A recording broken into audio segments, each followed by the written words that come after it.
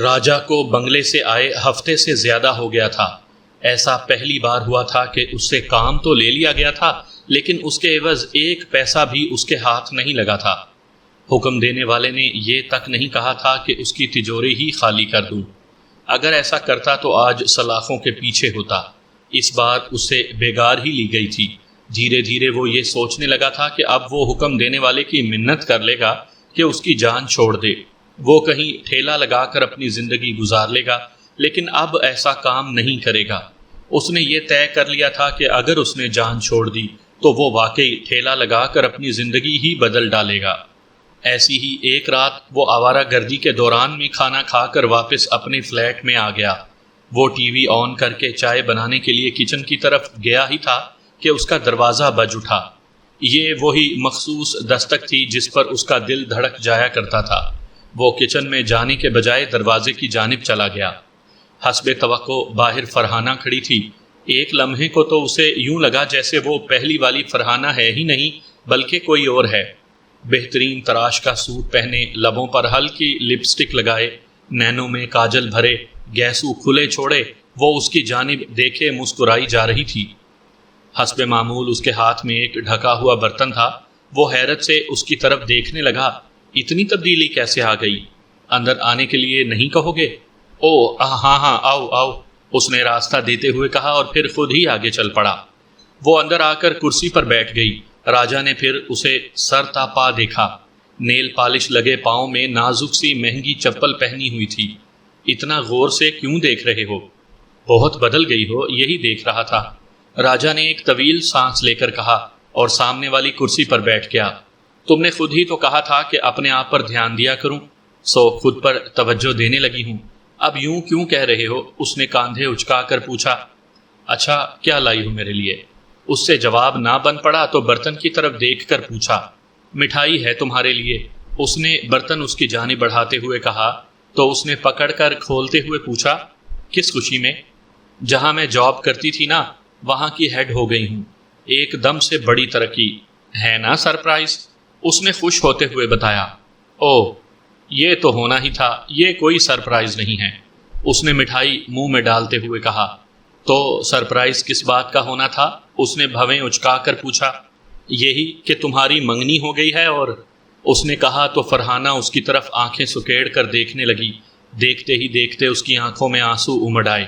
تبھی وہ بھرائی ہوئی آواز میں بولی، کوئی دوسرا کہتا تو مجھے اتنا برا نہیں لگتا تھا، لیکن مجھے تمہاری بات سے بہت دکھ ہوا ہے راجا۔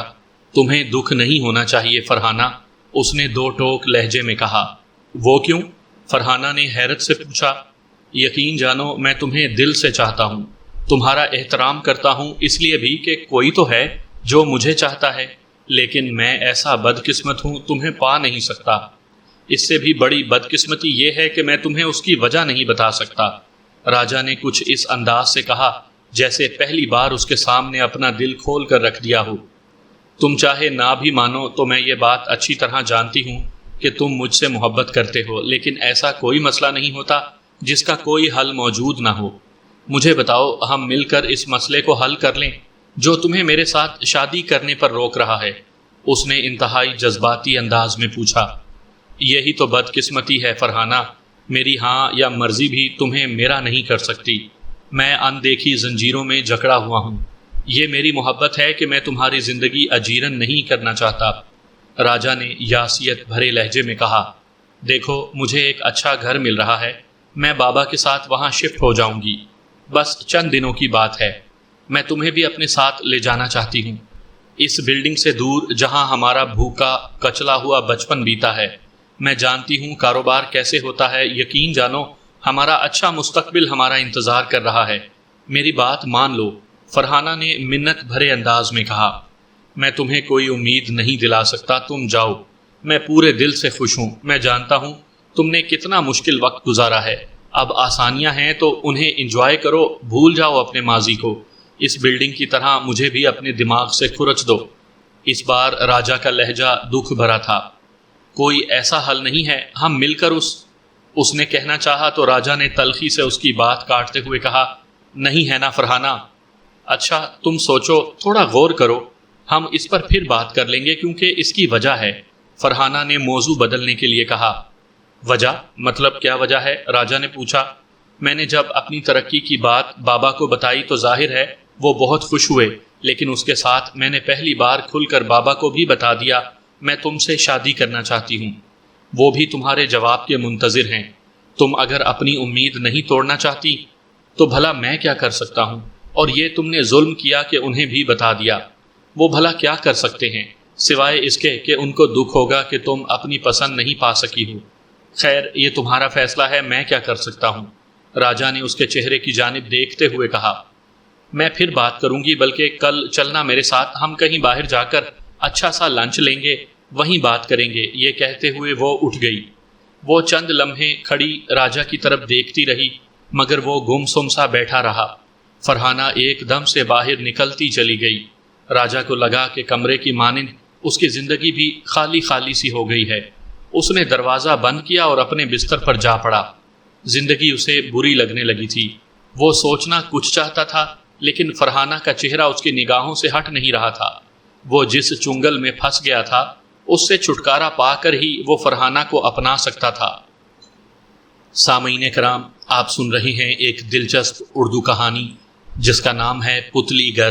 یہ اس سلسلے کی آخری قسط ہے۔ مجھے امید ہے آپ کو میری یہ کاوش پسند آئی ہوگی۔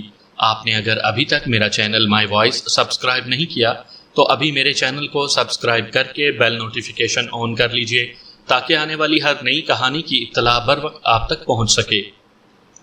شاید آدھی رات سے بھی زیادہ کا وقت ہو گیا تھا۔ وہ نیند بھری آنکھوں سے جاگ رہا تھا کہ اس کا سیل فون بج اٹھا۔ اس نے ٹٹول کر فون اٹھایا۔ سکرین پر اسی اجنبی کے نمبر تھے۔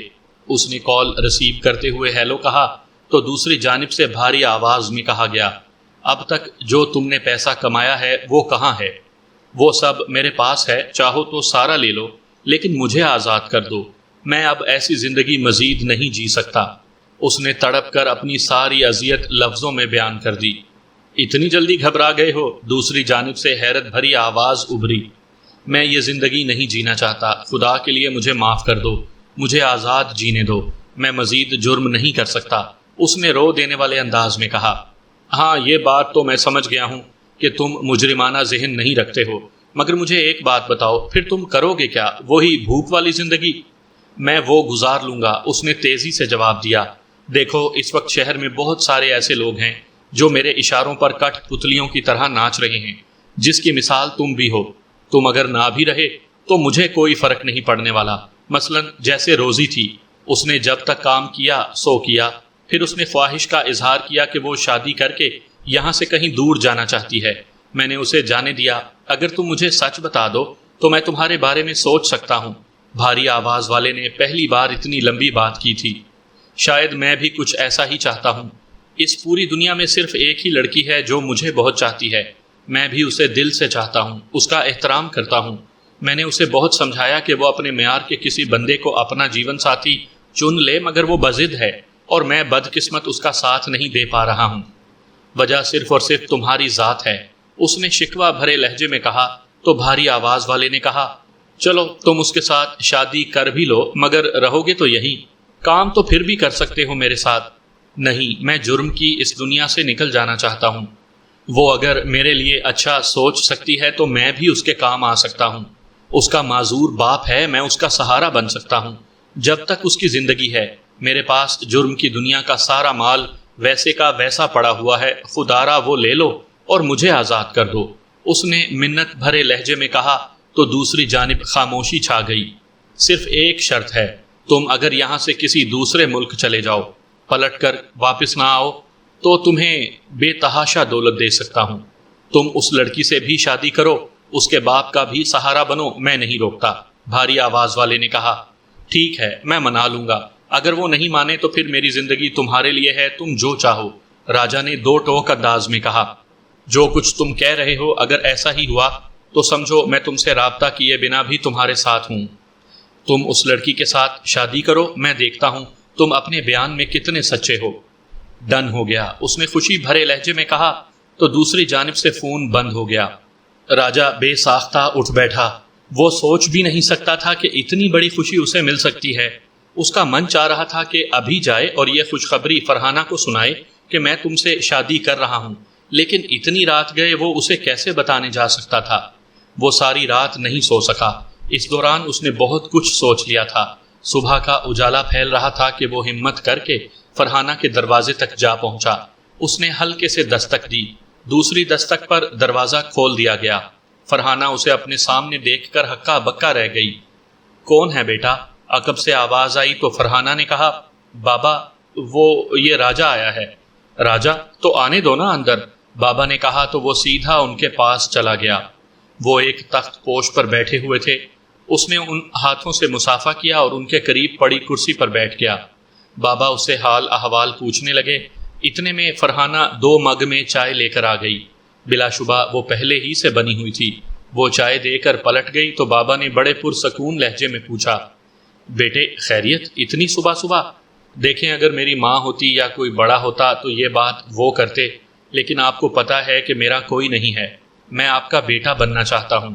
اس نے بے دھڑک کہہ دیا، ہاں یہ بات مجھے فرحانہ پہلے بتا چکی ہے۔ اچھا کیا تم نے مجھ سے بات کر لی۔ ٹھیک ہے، جب تم دونوں راضی ہو تو میں بھی راضی ہوں۔ زندگی تم دونوں نے گزارنی ہے، بابا نے اسی سکون سے کہا۔ ان دونوں ہی کو پتا تھا کہ فرحانہ یہ سب سن رہی ہے، لیکن میں ایک بات کہنا چاہوں گا، شادی کے بعد جتنی جلدی ممکن ہو اس ملک میں نہیں رہنا، کہیں باہر جانا ہے، چاہے باہر مجھے مزدوری کرنا پڑے۔ راجہ نے کہا تو بابا نے اس کی بات پر چند لمحے توقف کیا، پھر بولا، یہ تم دونوں کا فیصلہ ہے، میں کسی پر بوجھ نہیں بننے والا، مجھے اپنے بچوں کی خوشیاں عزیز ہوں گی۔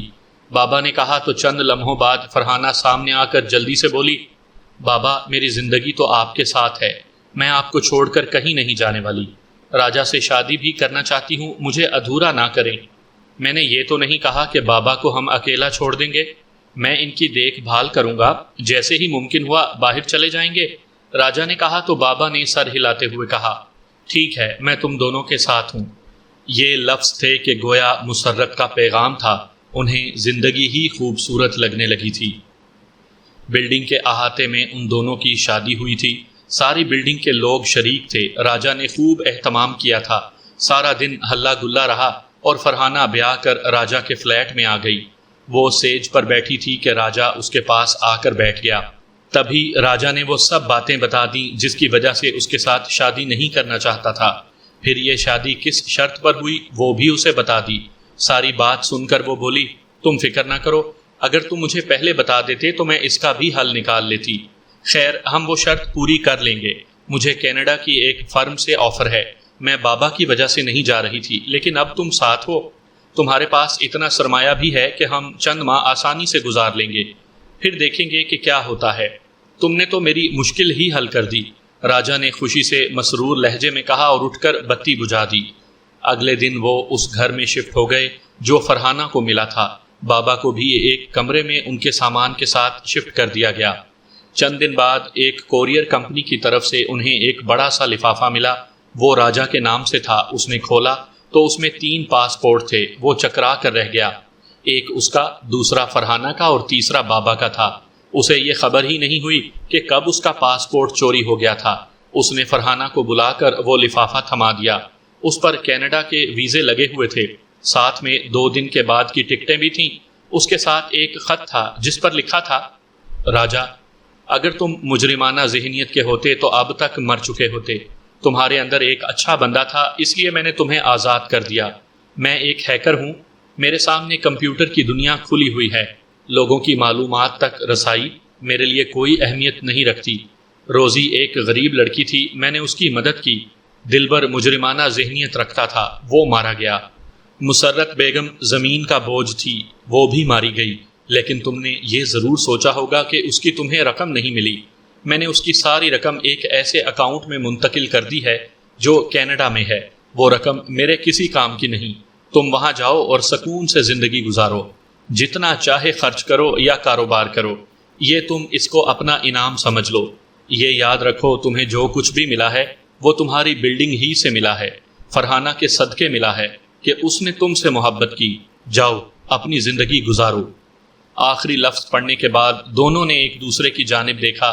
تبھی فرحانہ نے کہا، ٹھیک ہے ہم پرسوں کینیڈا نکل جائیں گے، لیکن بابا کو ان سے بھی بات کرتے ہیں، راجا نے کہا، اور وہ خط لے کر بابا کے کمرے کی طرف چلا گیا۔ وہ اپنے کمپیوٹر کے سامنے بیٹھے تھے، اس نے وہ خط ان کے سامنے رکھا تو بابا نے مسکرا کر کہا، کوئی بات نہیں، کچھ ہیکر اچھے بھی ہوتے ہیں، یہاں سے نکلو، کینیڈا جا کر میں سب کچھ بتا بھی دوں گا اور سکھا بھی دوں گا۔ ان کے یوں کہنے پر دونوں پھٹی پھٹی نگاہوں سے انہیں دیکھنے لگے۔